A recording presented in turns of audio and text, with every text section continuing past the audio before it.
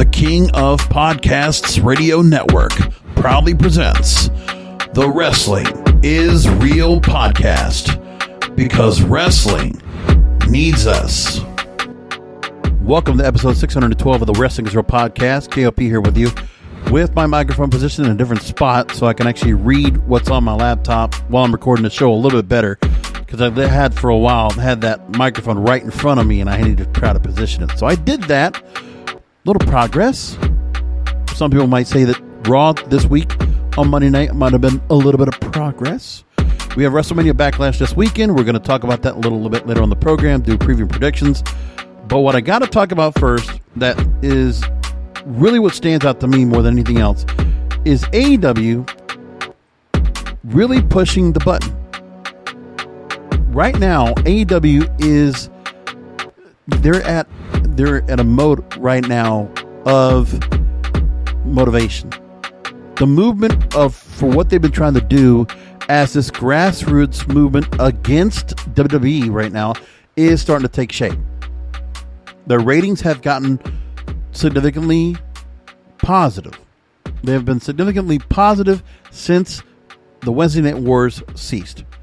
So since WrestleMania, now that we're 6 weeks ago, and AEW's ratings have done very well as a result. When you look at what they've done over all of their ratings, we just can look back right now, and I can tell you what they've done. Since the move in April, you look at Dynamite's ratings, and when you look at April 9th to the 15th, it was 1.2 million, 1.1 million for April 16th to the 22nd, 889,000 for April 23rd. So it took a bit of a hit, and that was expected to be from the Biden speech, for some people were saying that. And then April 30th through May 6th was 1.1 million.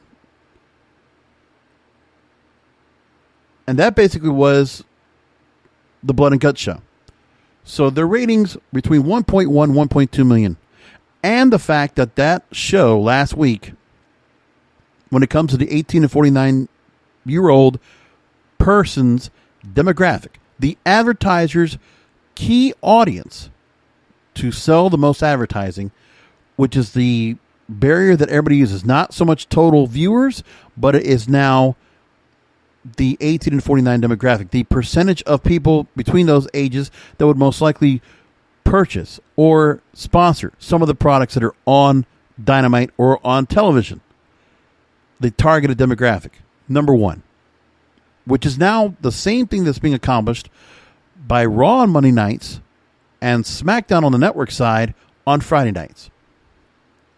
It's happened. Will it stay consistent?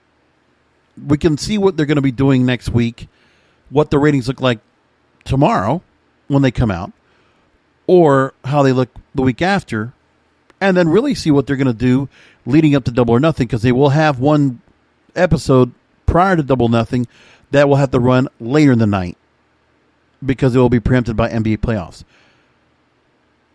which is expected. When you're going to be on that night, that's what's going to happen. But that is a milestone for this company. What they had to deal with before, the competition, the barrier, the roadblock that they had dealt with for years, over 18 months, it has been pulled away from them. And now they have a chance to go ahead and flourish on their own. For somewhat, in most cases, NXT has benefited as well from doing this, because their ratings also went up. Pre-WrestleMania, 768,000, but that was because that was part of TakeOver that weekend. Then you had 805,000 for the following Tuesday night, 844,000, and they've had a little bit of a drop-off since WrestleMania and TakeOver Judgment Day. That's been a little bit of a drop-off, 744 and 761 for the last 2 weeks, and then it went to 690,000 this past week. So it's actually, the NXT audience is where it was on Wednesday nights. So something happened there, whatever it is. I don't see why the ratings went like it did, because I didn't think there was anything wrong with the NXT product in general. I will say the NXT product is consistent. It is very good. It's pretty well produced. They do promote matches ahead of time, and they deliver a very wrestling intense show. And they have quite a few vignettes that are interesting and different. Maybe the characters don't resonate as well because of the popularity of what they might be. I don't know, but NXT is still a well-run product. It's actually done pretty well. For something coming out of the WWE corporate sector, there's just the freedom that's kind of allowed with that product that they've always had as a developmental territory. That comes with the fact that if it's Triple H that is intensely working on that product as opposed to Vince McMahon or others, that's probably helpful. And they're not working with the intense, lengthy creative team that the Raw and SmackDown product has to deal with on a regular basis. But AEW made a major decision and really put WWE on their heels. What they did was an announcement for touring to come back. Now, they will not be all over the country yet. They're going to go to states where, let's just say, it'll be easier for them to go ahead, where the guidelines for social distancing, the guidelines for COVID have been lessened and they have been relieved. So you have much more open capacity. What they're planning to do now is the following. Now, I don't know if they're going to be able to go and go consistently across on the road for a live tour, but this is a start. So starting off, AEW will be doing the Dynamite show live on July 7th from the James L. Knight Center in Miami, which it's not the same arena they've normally gone to for Miami. They went to the Bank United Center. I forget what the new center is now in the University of Miami. I forget what it's called, but it was originally Bank United Center. I forget what it's called now. It doesn't matter. They're at the James L. Knight Center, which is about 6,000 seats in downtown Miami. It's not a bad place. They did a lot of boxing and a lot of events like that back in the day. But for whatever reason, James L. Knight Center is a place they're going to go, and they'll hold that. And then they will go to Texas on July 15th at the HEB Center in Cedar Park, Texas. July 21st, at the Curtis Cowell Center in Garland, Texas, right outside of Dallas, which is where they ran before the pandemic anyway. Tickets will go on sale for Dynamite Friday, May 14th, starting at $30. Each event will be held in compliance with the various COVID-19 protocols. And there are more events that have been scheduled. 2 rescheduled live dates for St. Louis, Missouri and New Orleans, Louisiana. So the St. Louis taping will now be Friday, November 5th. And it will be a TV taping to air on TNT, but not as a Dynamite show. And the UNO Lakefront Arena show in New Orleans will now be January 12th, 2022, and will be a Dynamite taping. So they've done it. They made the move. And Tony Khan made a point in the press release that says, quote, "We're so appreciative of our fans in Jacksonville who have been with us these past 9 months. Their support and incredible energy have lifted us week after week, and viewers have fed off their enthusiasm and support. Daly's Place will always be our home." Now, what I would like to see is, would AEW gradually work their schedule in to do the spurt touring schedules and then continue to go and work at Daly's Place as their home and their hub, which they could do that. I mean, there's still not any particular concerts. As far as I know, they could probably still get Wednesday nights scheduled to go and run at Daly's Place if they want to. The venue's been great. I mean, Tony Khan and his father and the family owning the Jaguars and being able to go and run in that arena has been very helpful. That amphitheater has been really has been a send for them. It's been a gift, and it's worked out. Like, the show looks great every week. It has looked very well produced, and for them to go and do just like what the Thunderdome's doing, where they don't have to, they could just stay where they are, work a residency for right now, and continue to do shows. I mean, the Dynamite show still has more of a live crowd, and that's the difference of what all the other shows don't have. As AEW has stayed ahead of having some live crowd in the audience. You can hear some crowd. Maybe it might be super big, but they have increased the crowd capacity now to 50%. And I'm guessing they're going to try to go forward to having full capacity in Jacksonville because of how the state of Florida is allowing that as well. So we'll find out what they're going to do. And they're doing a good job. They sold out Blood and Guts. Don't know how they did as well with the taping tonight, which led off with Jon Moxley and Uji Nagata for the IWGP US title, which Moxley retained. We did get a title change in the TNT title match with Miro now the new TNT champion over Darby Allin. And there were good matches throughout the night. Young Bucks and SCU, and the SCU seeing the Fortune breakup, the coronation of Pinnacle. It was a very jam-packed show tonight. It's always that way.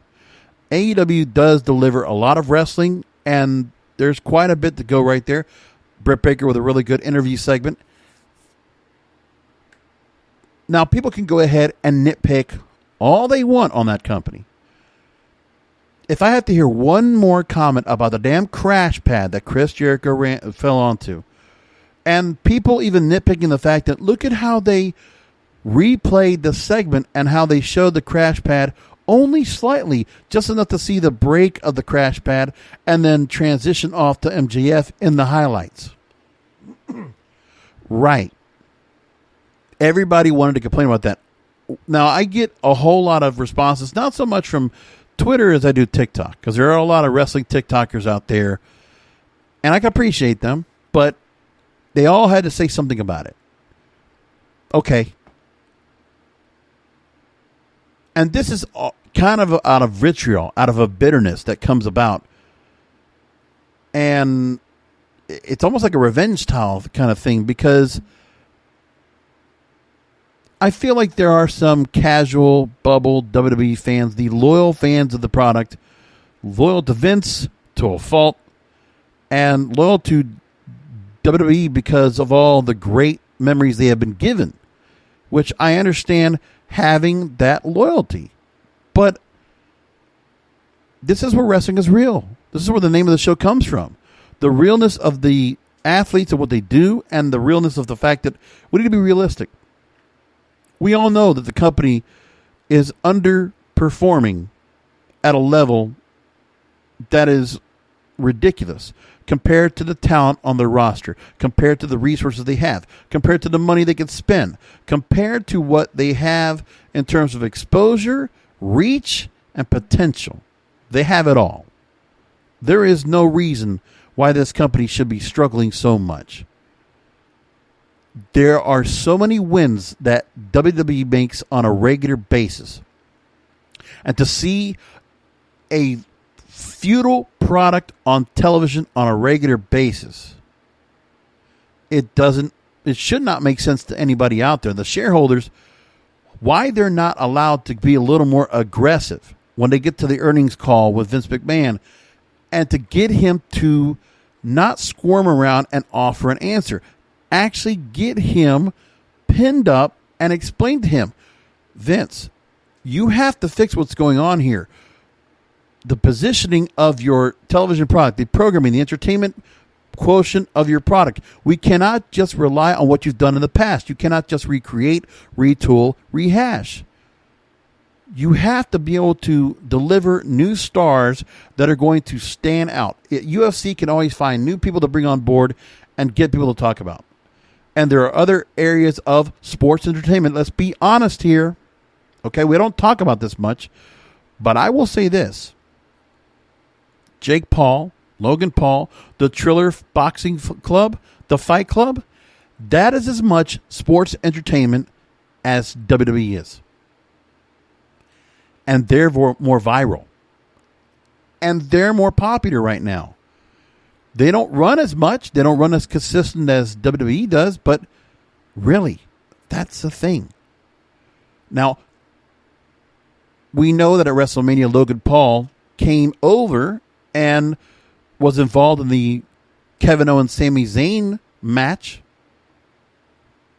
There should be some kind of collaboration with Logan Paul, Floyd Mayweather, which have both appeared on WWE programming. They should both be on the program, at least on Raw, maybe not so much on SmackDown, but Raw.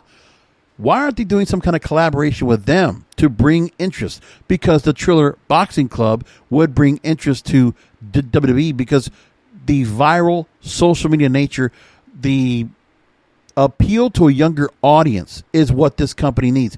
And they had that with Bad Bunny. They had that with Logan Paul. No follow through, though.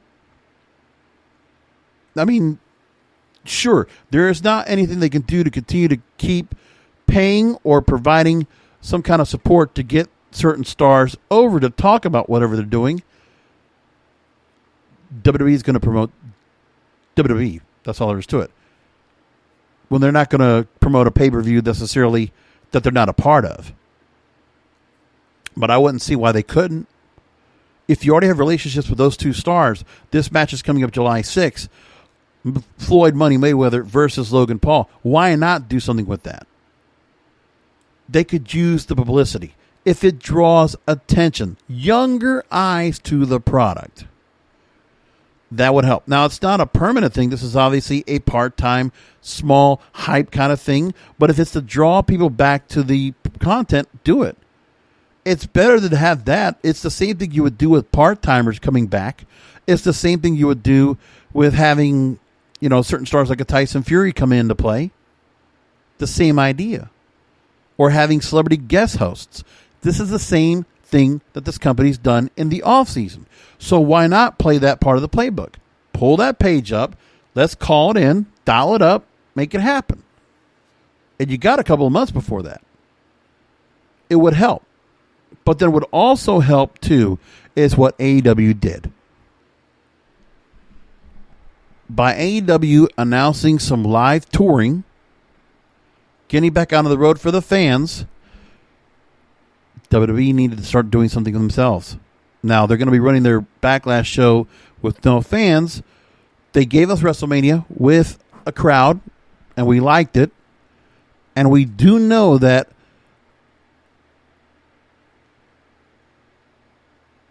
unconsciously, without AEW meaning to do this, but AEW making this alpha move right here and going forward, regardless of the fact that, now here's the thing, public company versus private company, that AEW would go ahead as a private company and the cons can decide to go ahead and say, let's go out on the road. Let's get back to live touring. They could do it as a private company versus a largely traded, publicly shareholded company like WWE that they have to concern shareholders, broadcast partners, and their entire staff to be able to make such a big move, which is the corporate construct, the crutch that corporate provides. Because they also have to worry about those that might say, well, you can't go out there. We got COVID still out there. We still have to worry about what could happen to us, which is fine. I understand that point, but it doesn't take away the fact that we still need to get the show back on the road. If you got WrestleMania to come out with a live crowd, let's get back to it again. Let's keep going. They have to do it. There's no choice. For the good of the competition, we want to see them get back on the road. We need to see them get back on the road. We need the fans, these fickle, casual WWE fans that are going to be itching, they're going to be chomping at the bit to go back out and go to the arenas and really vocalize their disgust or their praise, if there's any, for the product. What they got to do at WrestleMania, these fans want to do that again. Is it worth it for WWE to do that? Well, in the business sense, no, because we know they were losing money. But the real test is the fact that if WWE decided to do something where they needed to go ahead and make some measures to counteract what AEW did. Well, we got some, not any official announcements of a touring schedule, nothing like that. But we did get a couple things. We got some reports that have come out. I'm going to take that real quick from the NXT tapings at the Capitol Wrestling Center. We're learning they're going to add more fans. So the idea will be that there's been a limited crowd at NXT TV tapings for a few months now, A new email was issued to fans this week offering a special opportunity at NXT tapings, beginning with the May 18th NXT episode. That COVID-19 testing is now being held on site the night of the event, free of charge. Fans will have to complete their coronavirus testing on site, regardless of their vaccination status. And there is no longer the requirement to receive a COVID-19 test the day of the taping. And so this email encouraged recipients to forward the opportunity to friends and family members. And the regular said this is the first time they received an email like this. No confirmation NXT is bringing more fans, but they are offering the chance to attend tapings to more fans. The email also notes that fans must be over the age of 16, unless accompanied by a guardian, have photo ID when checking in. And John Alba from Central Florida News, or Spectrum News, I think it is, out of Orlando, who has broken some other stories previously from the Performance Center, that is where we're getting all this. So he got out there on Twitter and he put out the email that was presented. So we got that out there for everybody to go and look at. So they could be adding more audience. That could be something talked about. The other story that came out is about SummerSlam and the plan of another live event for SummerSlam. Well, we got our first one to come back on that, where they will not be running it from the Thunderdome. So the idea here is Dave Meltzer of the Wrestling Observer is reporting that WWE has several venues in mind to run SummerSlam. One of them is Madison Square Garden. It is under consideration. Meltzer said, quote, I've heard Madison Square Garden. Oh, I shouldn't have said that. It may not be, but it's under consideration. It's not like it's been announced or anything. Now, more recently, pay-per-views or events for WWE have actually been done from Barclays Center in Brooklyn because it's cheaper to run shows from there. But if WWE wanted to do something where they could really get a good bit of publicity for themselves, running from the world's most famous arena, going back to where they've always done traditionally some great shows at Madison Square Garden, that would be huge. And then Pro Wrestling News, there's a belief that the company will return to live touring after SummerSlam, with fans attending all TV and pay-per-view events going forward. But again, that is still speculation. That is nothing confirmed. But just that information right there, and whatever Dave Meltzer actually heard, it has to be said that it must be in response to what AEW did. And AEW doing this alpha-like move, which ultimately forces the hand of WWE to do something about it. They have no choice but to go out and run. And this is a great move. Because when you look at what they're doing right now on Raw and SmackDown, could you imagine if the fans came back, what would be some of the things that they would go ahead and crap on or they would praise coming up? I mean, you got to ask yourself that question. What would be out there that would really stand out that would make you say, oh, this is good. We get a chance to go and start crapping on stuff we don't like. What would be some of the things that we would have seen this past week that would have truly pissed us off and said, you know what? I'm glad we're here. Now we can boo the hell out of all this and truly make the bidders of Raw and SmackDown, the creative team, really make them crap their pants. And then the truth finally comes out. Your fans' opinion, which have been stuck behind Zoom calls for over a year now, in some cases. Let's start with Raw, because of course that's the most critical. So as we know, some of the things that actually were the highlights was Asuka, Mandy Rose, and Dana Brooke against Charlotte Flair and the tag champs, Nia Jax, Shayna Baszler. The Alexa Bliss thing. So she's not wrestling at all. Am I right? She's not wrestling at all coming up at Backlash. She has nothing to do with it. But her focus is the nucleus of the women's division right now. The promotion of stars, the airtime is going to Eva Marie and Alexa Bliss.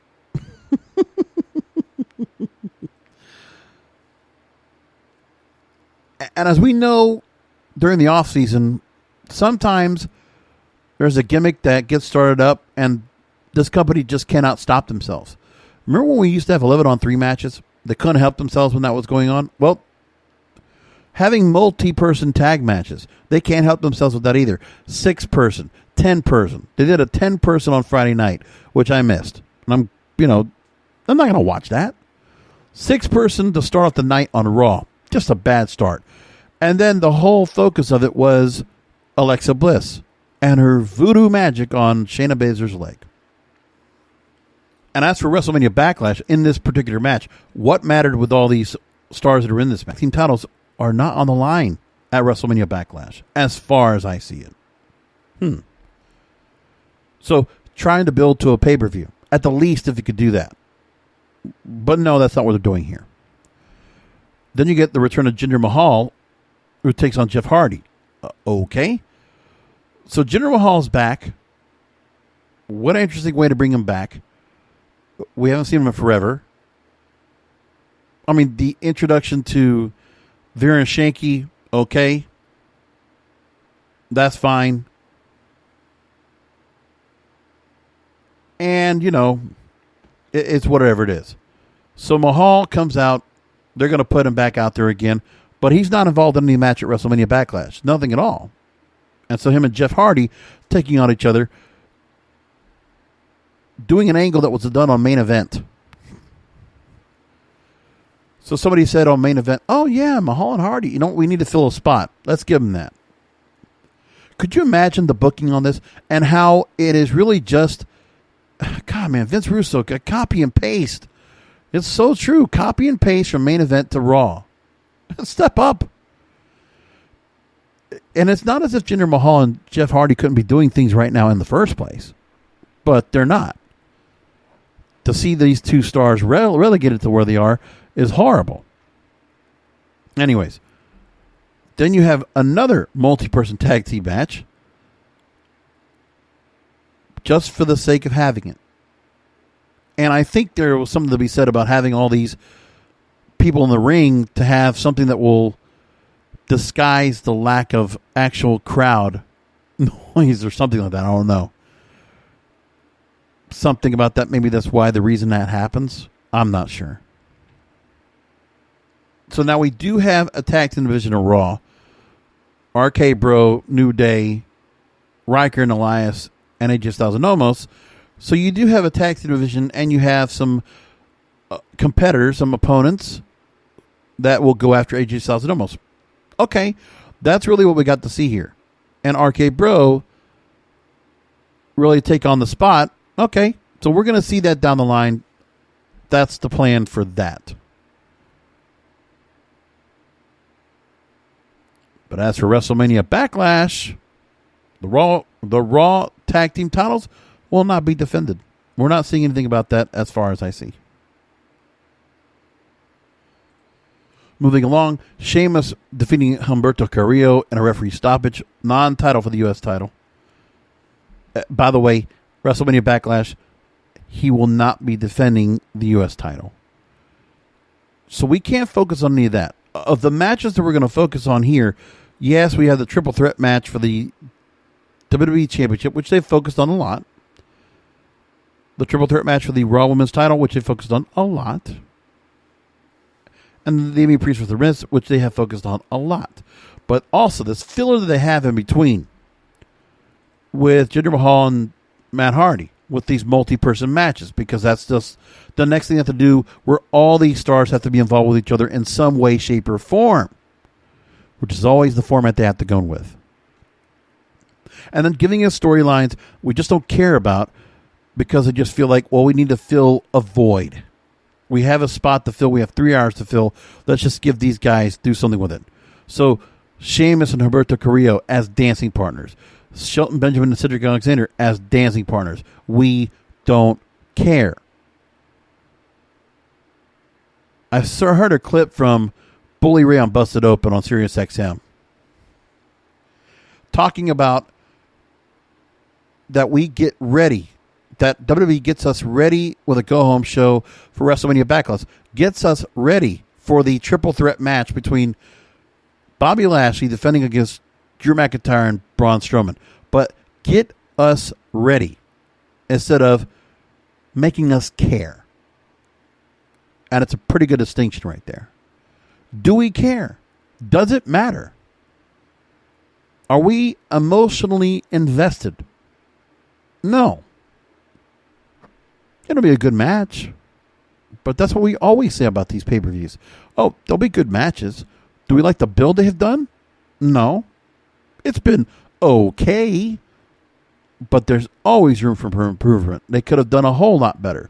But they didn't. And they chose not to.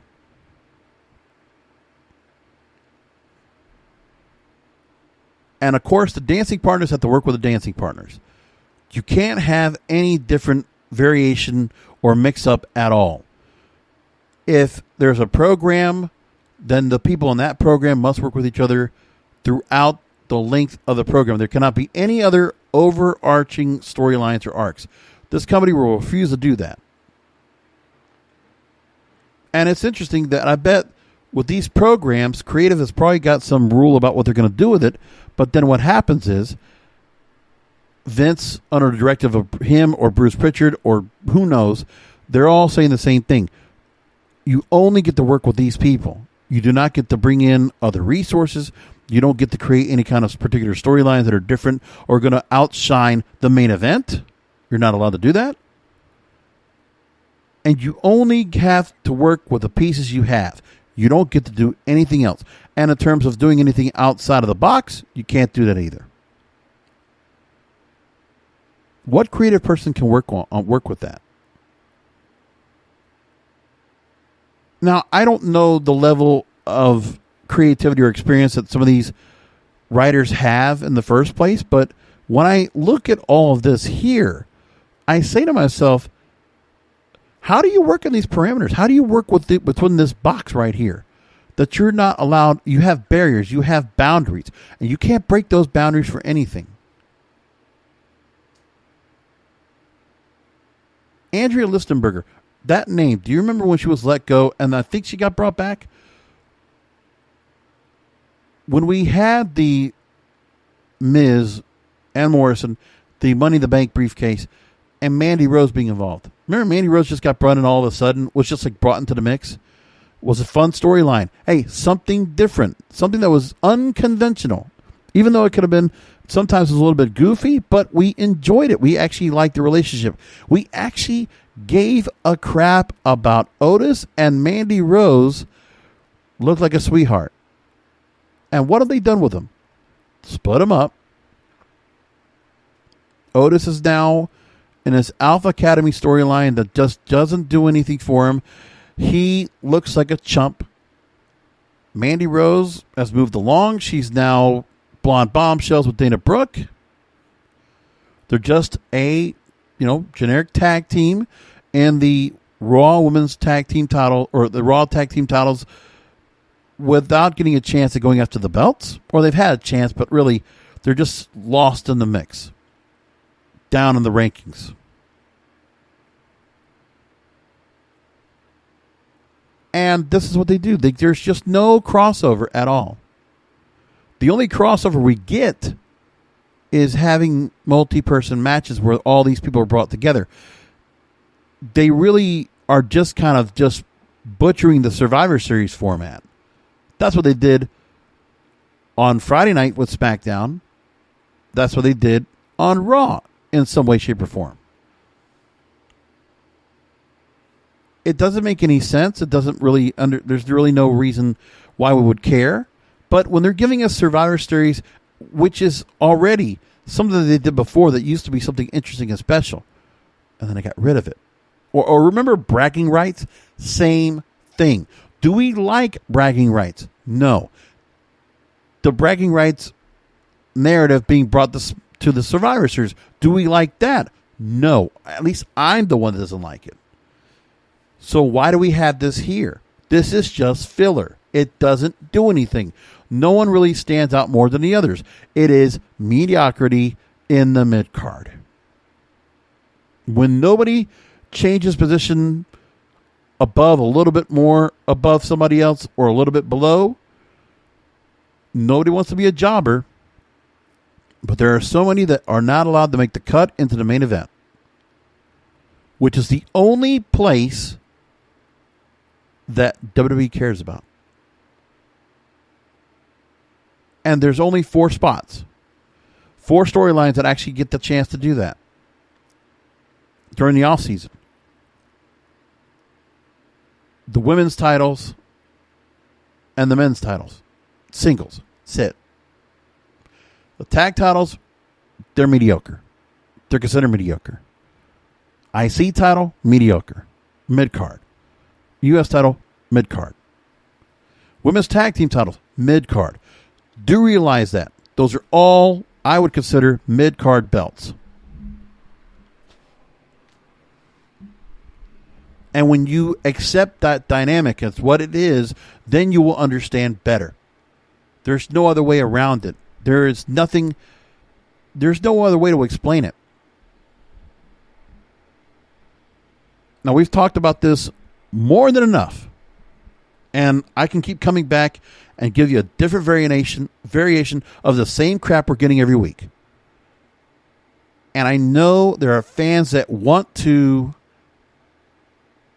give benefit of the doubt. They want to be a little bit apologetic. They want to be courteous. They want to be able to say, hey, give them a chance. Let's be constructive about this. Let's give them another chance. I do. But I'm going to be constructive, and I'm going to be criticizing throughout. Because I'm not worried so much about what WWE does in order to succeed. They've succeeded so many times, they always get to do that again. They're always going to be able to do that. I make this point right now. WWE is going to succeed. Mark my words. If you see a resurgence of this product or a return to greatness of this product, if it's going to happen, it will be because of competition. And that's the new thing I took at the very top of the show, that AEW made this chess move.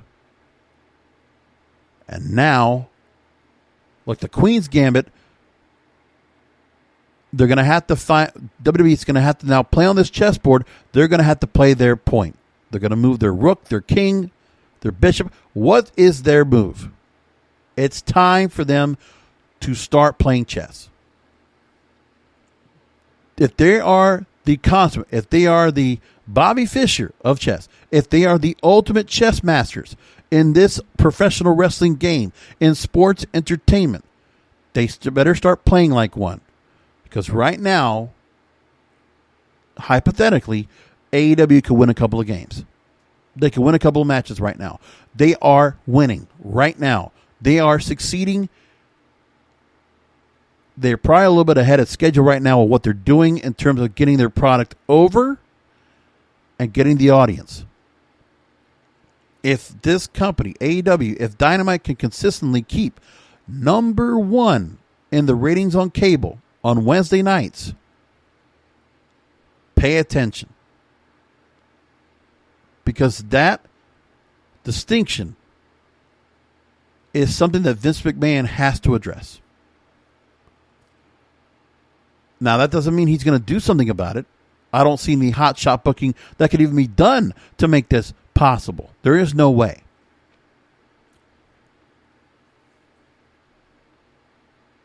I don't see how Vince McMahon survives staying at the helm in day-to-day creative if AEW's competitive motivation, this movement, comes in. If AEW continues to succeed, it will force the old man out of day-to-day. It'll force him the chairman emeritus. It will force the shareholders, Nick Khan and whoever else, they will force him to step aside. And if it's going to be Triple H that has to come in and do it, I like what they do on NXT. And I think Triple H probably has an idea of what he wants to do to try to keep Raw and SmackDown fresh. I think if he's given that opportunity, he can do that.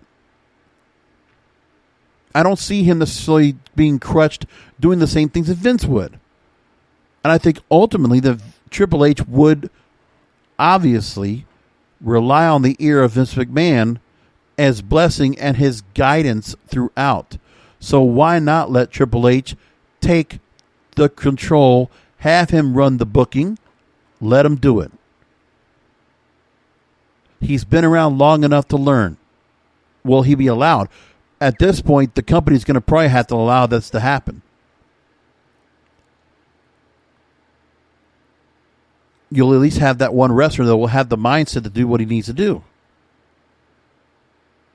And that's not the best answer, but it's a good answer. It's a logical transition. It's the same thing that would be happening with Tony Khan working alongside Cody Rhodes and the Young Bucks and Kenny Omega and doing what they're doing by committee to make their show work. They are not perfect, but man, they get a lot of things right. I enjoy Dynamite tip to tail. 2 hours, it is consistently good. And I wish I took more time to watch Dark and Dark Elevation because that looks fun too. And there's obviously a lot of stars that I don't get a chance to watch. I need to sit down and watch it more. I really do. But we don't know what's going to happen with the new TV program. Now, let's put this point across as well. If you wanted to assure that AEW will get an extension on their contract, let them keep putting out number 1, 18 to 49 on cable every Wednesday night. They keep doing that, they will be granted an extension. And it will not wait till 2024. Might be done by next year, for all we know. That the TNT and the folks at Time Warner might just say, hey, you know what? Expand it. Extend the contract. Lock up this company. Lock up this show. And let's get that second program on the air as planned. Because maybe when they start going back on the road, that might be something that will be considered. The new TV show. Whatever it might be. Whether it's Dark Elevation. And that goes to TV. Or it becomes a different show. Whatever they're going to do. Now, I'm not worried about their 2-hour show. But they have so much programming that if they wanted to move that over to cable TV, they could do that. Still don't know if I would have the time to watch because there's just so much other wrestling to watch. I mean, for right now, I haven't even watched NWA Power since they came back on to go and catch up on that. It just hasn't been the time. Plus, going to Fight TV, I haven't thought about going to Fight TV. It's not the first thing I think about. I don't know. It's already enough right now to watch Raw Monday nights, NXT Tuesday, Dynamite Wednesday, Impact Thursday, SmackDown Friday. And make time for MLW. And catch that, which we're kind of waiting on that, which the MLW also pushing the narrative. They're also going to have crowds for the 2300 arena shows coming up in July. Impact Wrestling should consider being able to go and run shows as well. They can't because based on what they would normally do, Canada's not allowing anything right now. They're still locked up, or else they would go back to Windsor, and that's that university they would always go to go and run shows. And they can't go back to Arena Mexico yet, because even if they go to Mexico, they're not going to have crowds to go to in the first place. So for Impact Wrestling, they're going to have to stay in the studios they're at. It looks like they're going to have to stay like that for the foreseeable future because they can't go ahead and run the bulk shows like they would on the road. I don't think they want to do it anyway. Not right now. With MLW doing their shows and be willing to go out and have the crowds, that's great. And I hope they get to do that, and I hope they could go and continue that, especially with the new deal with Vice TV. That's really great. Fantastic. Now, back to what the live crowd would criticize if they were watching Raw or SmackDown and the crowds got to go back. And it's not for a pay-per-view, but just for television. So the story with The Miz and Morrison, that eventual breakup, and Damian Priest, that's, what it is. We're getting a Lumberjack match with Miz and Priest now. It's Miz and Morrison. They are making it very obvious and clear that breakup is coming up. So that's fine. And I actually prefer the John Morrison splits away. We really did. We got the most we could get out of Miz and Morrison. And to see them break up after the Bad Bunny stuff, that works. They don't need to be doing anything else. No more dirt sheet. That run's done. So John Morrison can move on. I don't know what he'll do, but I hope the Johnny Drip Drip stuff goes away quick, because I'm not liking that at all.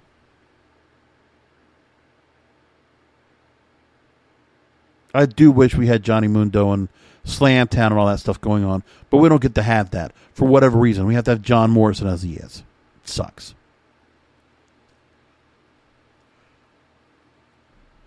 Let's look at what SmackDown's giving us. So, in that,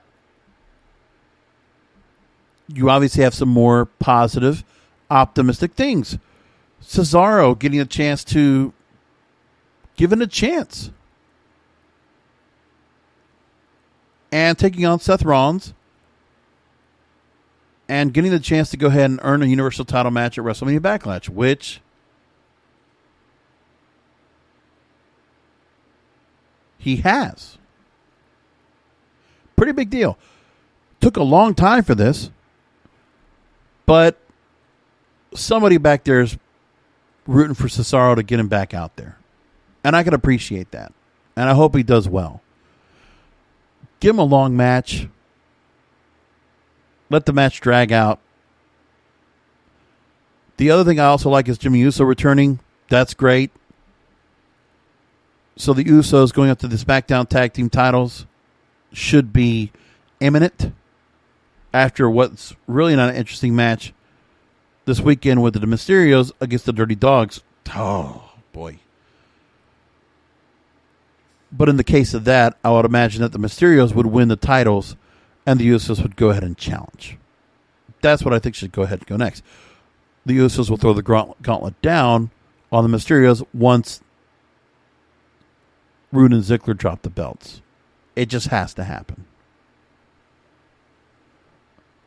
Then you also had during the match where Jimmy Uso superkicked Rollins, setting up the story between him, Roman Reigns, and Jimmy Uso for the rest of the night, which is how they want to handle things, where Rollins is still part of that. For whatever reason, there's interlocking and overarching storylines in SmackDown on the main event. And that's allowed. That's interesting. Now, I think I'm the only person that probably kind of would like to see Carmella get a little more of a push. I don't know why they let Reginald go. The whole Somalia thing, I actually like the gimmick. I thought her feud against Sasha Banks was actually quite good. I really enjoyed it. And I think there's still more to do with her. But they're not. So giving her Ruby Riott and just in kind of a glorified match, that sucks. Just glorified squash or Ruby Riott, doesn't matter. Doesn't mean anything. I mean, Ruby Riott probably would do really well in a lot of those organizations. But she's here for a long time, and she's got a good contract. So take the money, or there's some cases where you do want to take the money and continue to work, or go out and run your craft and not be able to make so much money. Because unfortunately, Ruby Riott is not the level of talent. I'm not trying to put it as a put this down, but the kind of money that she can be making outside of the company probably is not there like it would be as she stays in the company. So it's one of those cases where benefits her to still be there. They just don't book her right. You know, we know that. Booked better in NXT. It's just one of those things with the main roster. There's always the mediocrity that comes into play and this purgatory of mid-card talent that just doesn't get pushed anywhere. Now, Bayley attacking Bianca Belair.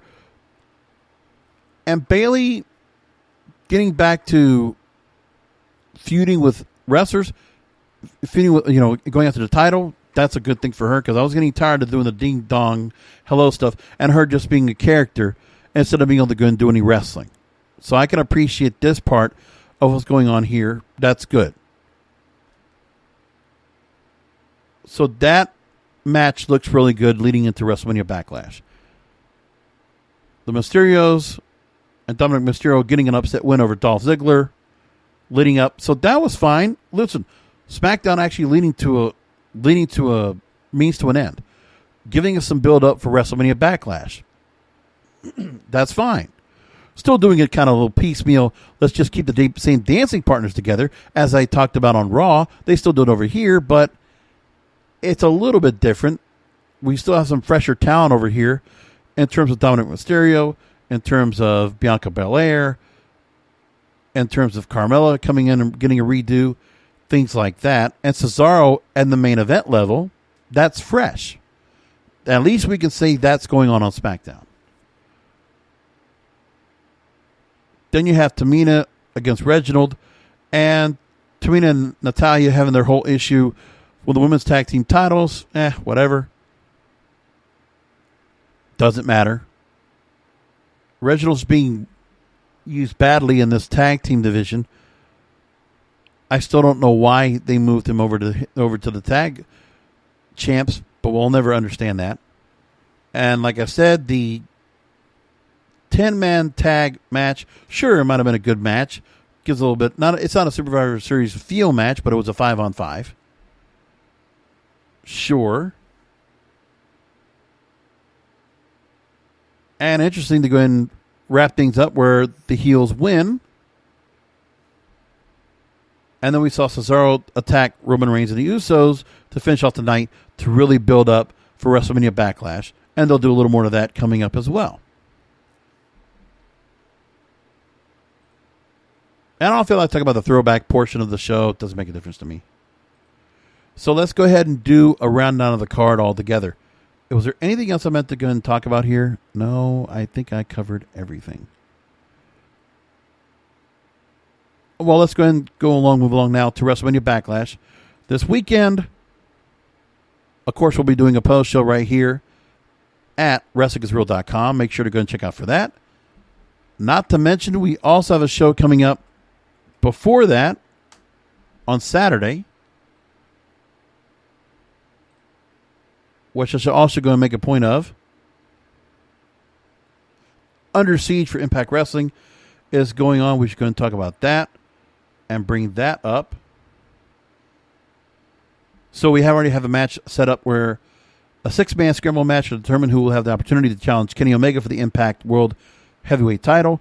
Contenders are Chris Bay, Matt Cardona, Sami Callihan, Chris Sabin, Trey Miguel, and Moose.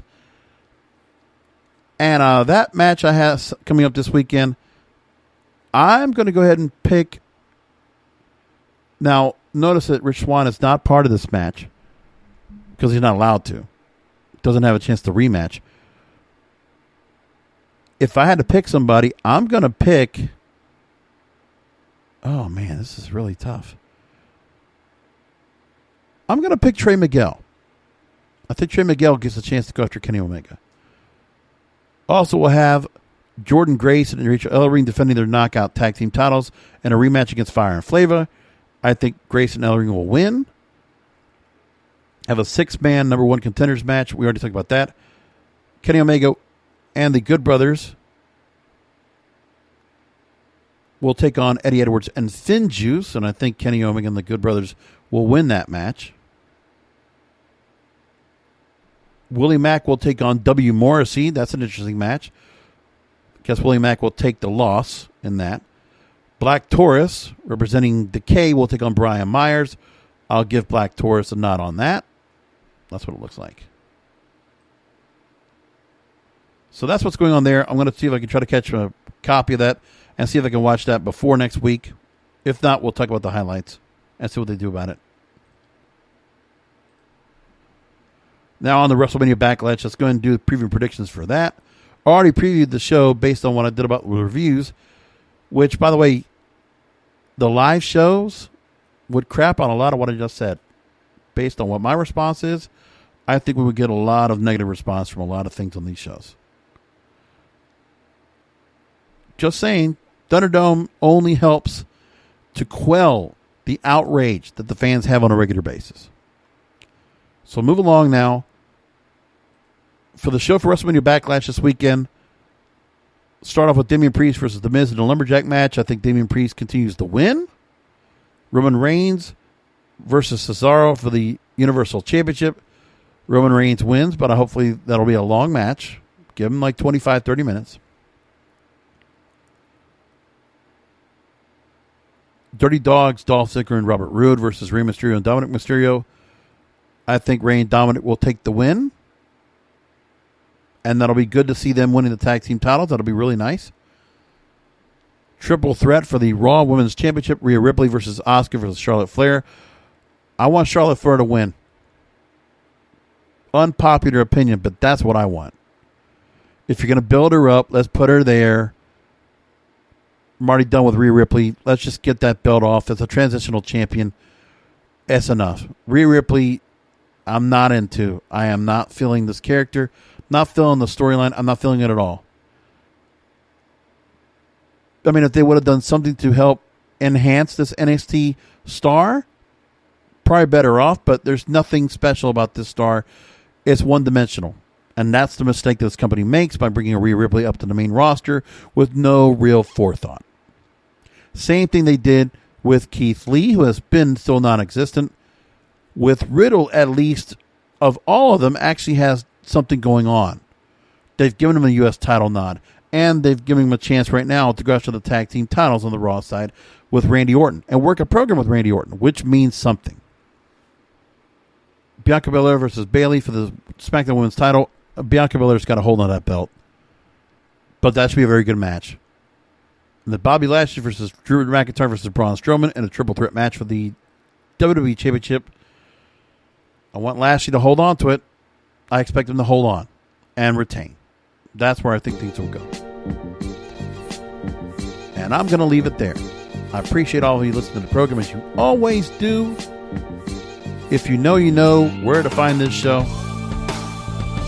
Come back here, WrestlingIsReal.com. This Sunday night, we will do a post show after WrestleMania Backlash. Enjoy the show. And until then, come back for another Wrestling is Real podcast, because wrestling needs us. Thank you for listening to the Wrestling is Real podcast. You can find all previous episodes at WrestlingIsReal.com or subscribe to the show on all major podcast outlets, including Apple, Amazon, Google, Spotify, and iHeartRadio.